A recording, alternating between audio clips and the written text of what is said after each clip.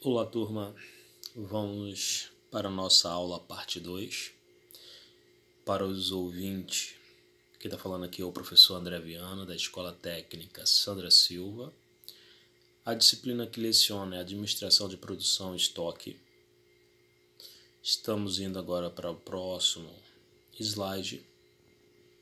Nesse slide se refere justamente aos relacionamentos da administração da produção,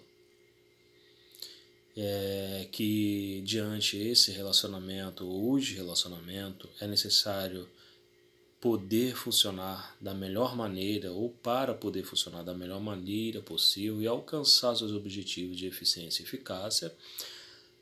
Essa administração da produção mantém um dinâmico interrelacionamento com outros departamentos da organização, como, por exemplo, a administração da produção. Ela sempre estará interligada aos outros departamentos, recursos humanos, setor de venda, logística, contabilidade. Por quê? Porque tudo que envolve a produção, tudo que envolve esse departamento, esse setor, também vai envolver com produto e serviço que vai estar diante as atividades dos próximos ou dos outros demais colaboradores. No nosso próximo slide número 3, tem um exemplo. Exemplo de pesquisa e desenvolvimento. Pesquisa e desenvolvimento, ele fornece os projetos de produtos com suas especificações, componentes e materiais. Marketing estabelece a previsão de vendas e comercializa os produtos através da área mercadológica. Então vocês observam que pesquisa e desenvolvimento fornece os projetos de produtos com suas especificações, componentes e materiais, tudo aquilo que envolve o produto ou tudo aquilo que envolve o serviço. Okay? Lembrando que pesquisa vocês precisam para tudo, né? Do que se refere a produção, linha de produto, entre outros. Vocês precisam fazer essa pesquisa para desenvolver os métodos a qual será diante o objetivo futuro. Marketing, ele está falando aqui sobre que estabelece a previsão de vendas e comercializa os produtos através da área de mercadológicas. O mercadológico é tudo envolvido com mercado e algo voltado para a tecnologia. O marketing, ele tem uma força maior que favorece a saída, né, dos produtos, das vendas com mais relevância, isso diante a comercialização desses produtos perante as necessidades dos consumidores. Finanças estabelece critérios de compras. Vocês percebem que finanças envolve com dinheiro, com tudo que envolve o capital da empresa. Então, finanças, ele envolve o critério de compras, financiamento das compras. Esse financiamento pode envolver qualquer necessidade da própria organização, da própria empresa. De suprimentos de matérias-primas, estocagem dos materiais, que são os armazéns, o armazenamento e também os estoques, as prateleiras, entre outros, os custos e investimentos. Custos esses que vão ser sempre feitos dentro da organização, dentro da empresa, independente do departamento.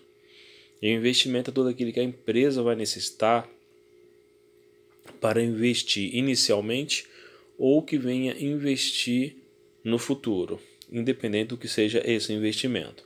Então vocês percebem que essa administração da produção era muito ampla também, já fornece uma outra dimensão de entendimento para que vocês possam, ou de conhecimento, para que vocês possam estar por dentro de tudo que envolve uma administração de produção, isso utilizando a eficácia e a eficiência. Os recursos humanos, mais uma vez, proporcionam o recrutamento e seleção de pessoas, treinamento pessoal, condições de higiene e segurança do trabalho, pagamento de salário e concessões de benefícios. Os recursos humanos estão envolvidos justamente com os direitos dos colaboradores e os deveres da própria empresa ou do empregador. Diante desses 4 tópicos que a gente viu aqui, pesquisa e desenvolvimento, marketing, finanças e recursos humanos, na aula de marketing e propaganda, por exemplo, vocês aprenderam um pouco sobre a SWOT, né? Os pontos fortes, fracos, ameaças e oportunidades. Logo à frente, no próximo slide, que eu já tinha ido lá, mas eu retornei novamente para esse exemplo, esses 4 tópicos aqui, eles estão inseridos lá numa SWOT, no modelo SWOT. Olha só que bacana. Colocamos no lugar do SWOT, que seria esse símbolo do meio, né? O alvo desse... Posso falar que seja desse gráfico, né? Você percebe que aqui do lado superior esquerdo tem pesquisa e desenvolvimento, do superior direito, marketing, inferior esquerdo, finanças e inferior direito, recursos humanos. Aqui está justamente o interrelacionamento que mostra o grau de dependência entre os diversos departamentos da organização para poder alcançar os objetivos empresariais.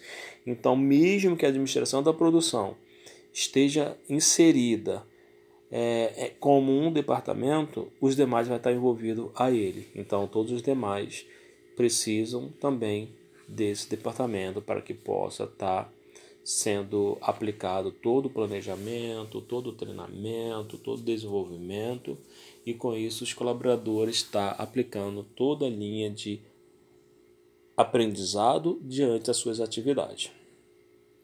É fundamental que se perceba a função da administração da produção.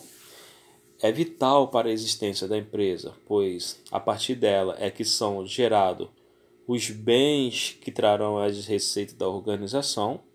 Dentro de uma empresa, todos os setores têm interdependência entre suas atividades. Com isso, a função da administração da produção ela é justamente para interligar os outros departamentos e fazer com que todos estejam na mesma linha de entendimento, na mesma linha de produção, conforme vocês veem aí na ilustração, na foto, na imagem aí, dos trabalhadores, cada um com sua atividade e cada um com seu posicionamento. Então, isso quer dizer que mesmo que eles estejam cada um com as suas atividades, seja diferente, eles estão interligados uma na outra. Modelo de ponderação qualitativa. Quando a gente fala sobre ponderação qualitativa, a gente vai começar a entender que ali vai vir alguns cálculos no futuro. Nós precisamos fazer desse modelo de ponderação qualitativa uma utilização para trabalhar com dados qualitativos dos possíveis locais alternativos pré-selecionados. O que quer dizer isso? Vamos pensar que vocês têm um líder e esse líder seja o diretor da empresa e ele precisa abrir uma filial. Então, por exemplo, na lupa, né, que vocês estão vendo aqui nessa imagem, tem uma pessoa simbolizando um boneco, simbolizando com a cor vermelha, simbolizando, posso dizer que seja o diretor ou o líder, né, o gestor, o gerente, enfim, o supervisor, coordenador.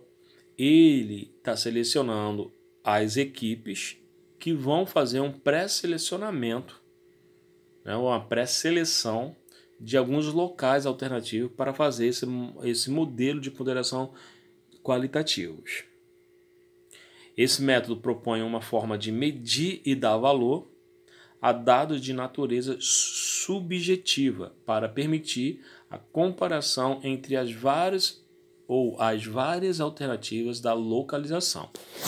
Bom, se uma empresa, se o diretor quer abrir uma filial, ele precisa verificar em uma determinada região ou em algumas regiões qual o local mais favorável para que ele possa abrir ou implantar essa nova filial.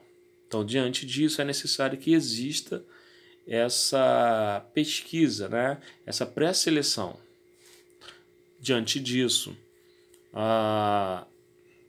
vão ser espalhadas algumas equipes ou alguns grupos que irão em determinados bairros, em determinados locais, e vão verificar se lá tem saneamento de esgoto, se tem luz, se tem água, se tem alguma falta, se tem alguma coisa que possa prejudicar futuramente, porque a filial tem que ter toda a assistência, tem que ter tudo que realmente uma empresa necessite ou necessita para super atender os consumidores.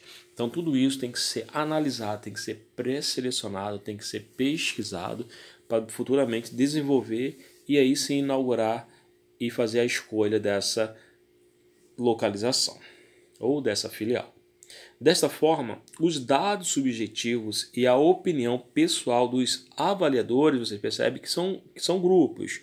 Então são avaliadores, vão estar, cada um tem sua opinião, mas todos vão entrar em um determinado contexto. Ou seja, cada um vai dar sua opinião, mas aí vão fazer uma seleção e nisso vão escolher um único objetivo para ser proposto a escolha da localização correta ou exata, desculpa. Desta forma, os dados subjetivos e a opinião pessoal dos avaliadores podem fazer parte do processo decisório de forma justa e racional.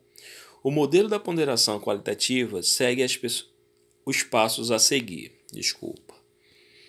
Identificação dos fatores relevantes. Então, vocês percebem que para verificar um determinado local é necessário que vocês identifiquem os fatores relevantes.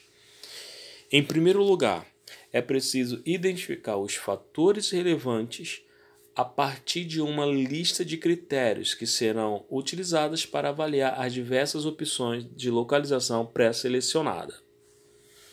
Por exemplo, proximidade dos principais fornecedores de matéria-prima, proximidade dos mercados consumidores, acesso às principais rodovias, fornecimento de água na região, possibilidade de perfuração de poços artesianos. Esses poços artesianos facilitam, né, a economia dentro do estabelecimento, oferta de energia elétrica, custo de aluguel, condições ou a compra de um imóvel, de um terreno, condições e área do terreno, índice de criminalidade, ou seja, para saber se a região é próxima de locais de risco,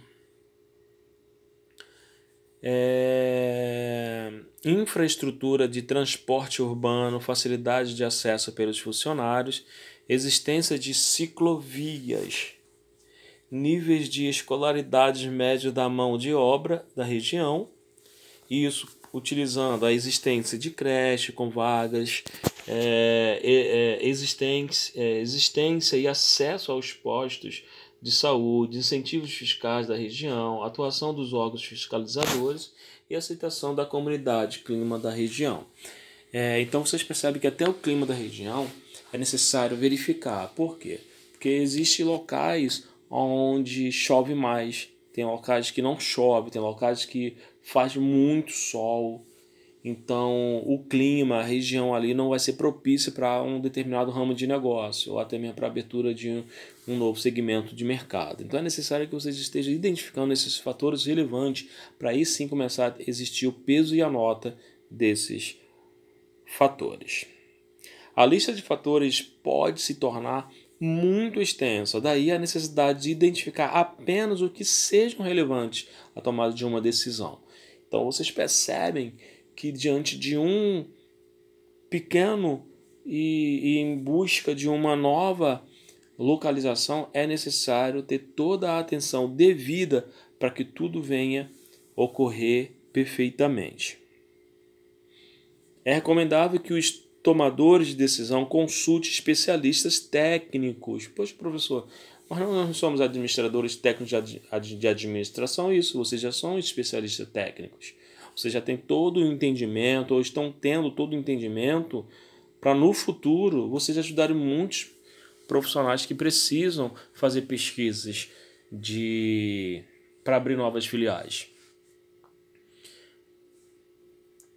Para garantir que nenhum fator importante seja deixado de lado. Então vocês observam aí na ilustração, na foto, no desenho aí, que existe uma pessoa procurando e ali existe o mapa. O mapa, isso representa o quê? Localização. Vocês precisam fazer toda essa análise dos fatores relevantes para que possa ser escolhido um único local. Atribuição de peso de ponderação para os fatores. Então, peso, vão ter que ter a medida. Uma vez selecionados os fatores relevantes que serão considerados na avaliação, será necessário atribuir um grau de importância para cada um deles. Em outras palavras, definir um peso para cada um dos fatores selecionados. A soma dos pesos dos fatores deve totalizar 1 ou R$1. Caso contrário, a ponderação das notas ver próximos passos. Deverá envolver um passo adicional à divisão pela somatória dos pesos não explicitado a seguir. Isso aqui só foi uma coisa, ficou meio vago, mas a gente vai dar continuidade para que vocês possam entender melhor. E quando chegarmos na tabela de cálculo, vocês vão ver que esse 1 aí não tem nada a ver com o que foi posto lá. Já era para ter tirado isso aí, terminei não tirando, mas enfim.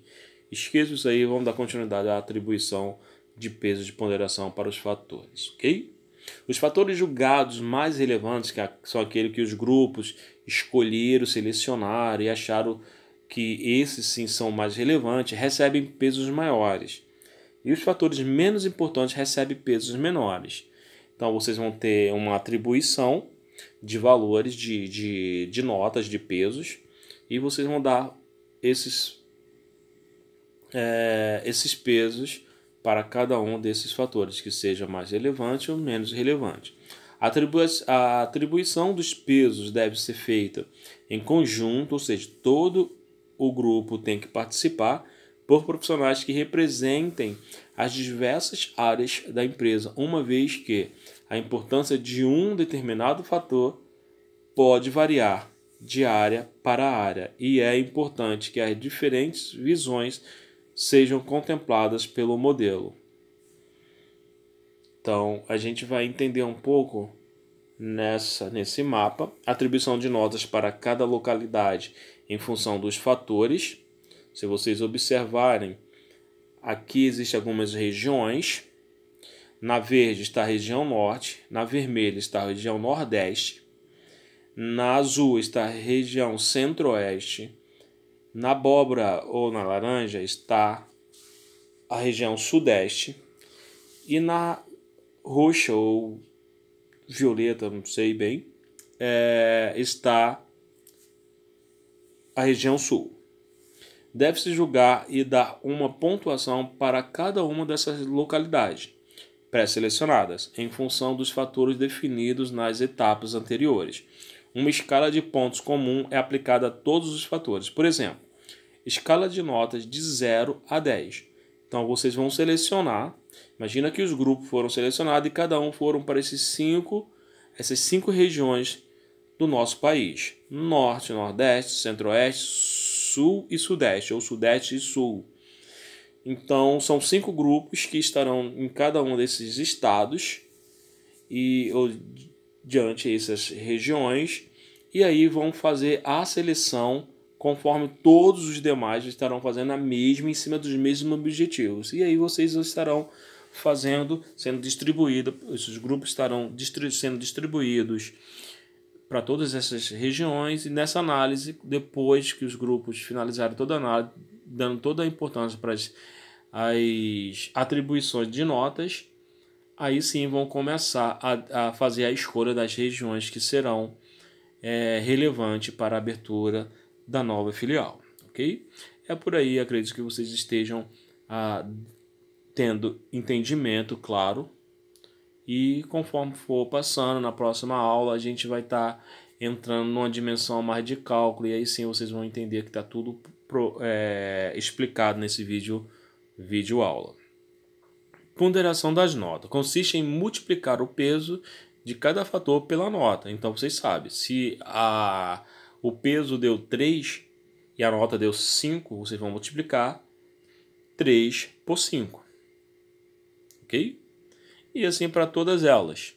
Se são 3 localizações, vocês vão multiplicar justamente o peso pela nota de cada uma das MIS que seja diferente as notas, mesmo que os pesos sejam diferentes. Mas se um único peso vai ser multiplicado para as 3 localizações, ou para as 3 regiões, ou para as 3 unidades, ou para as 3 cidades, enfim. É dessa forma que a gente vai trabalhar na próxima aula. Em seguida, deve-se somar os diversos produtos obtidos para se obter a nota ponderada de possível localização. A localização mais favorável será aquela que obtiver a maior nota ponderada. Então vocês vão pensar que no quadro de cálculo vocês terão 4 cidades. No somatório total, a totalização que for de maior número, de maior quantidade, qual for a maior somatória total, essa sim vai ser a escolhida. É dessa forma que vocês escolhem uma nova localização ou uma nova região.